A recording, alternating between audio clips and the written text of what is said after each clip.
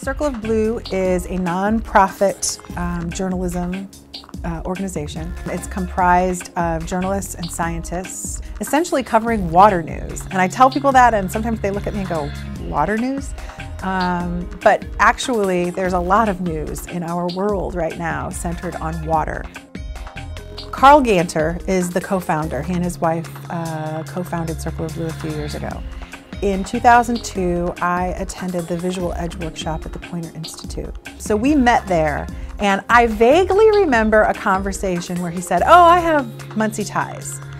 And Carl said, "You know, we would love to have Ball State interns. Circle of Blue is really growing, and we're starting to do more with information graphics, and I know you guys have a good graphics program, so it would be really cool if we could hook up." The more we talked on the phone about this notion of sending students to Circle of Blue, the more I got to thinking, like, Ball State's immersive learning initiative really presents more opportunities for us than just interns. And immediately, you know, he said, "Oh my gosh, this fall we have this Choke Point US package. We've been doing all of these stories on the water and energy crisis in the United States, and there's tons of graphics opportunities." I came, back, and very quickly, the first week of school, put together a team of 5 students, and we just started taking assignments.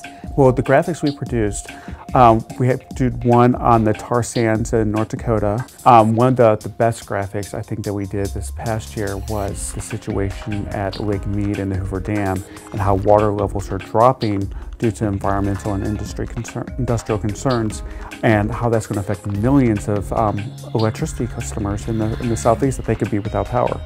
I mean, when you think about it that way, it's like, wow, like, this is huge, and no one's really talking about it. Within 10 to 14 days of starting the project, we had 4 interactive graphics published on the Circle of Blue site.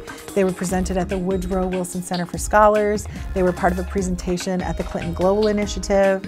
And in that said, all information graphics for this project were created by Ball State students. And so it was like, oh my gosh, thank God I didn't say no. In the news industry, and especially in like journalism, nothing says more than real world practical experience.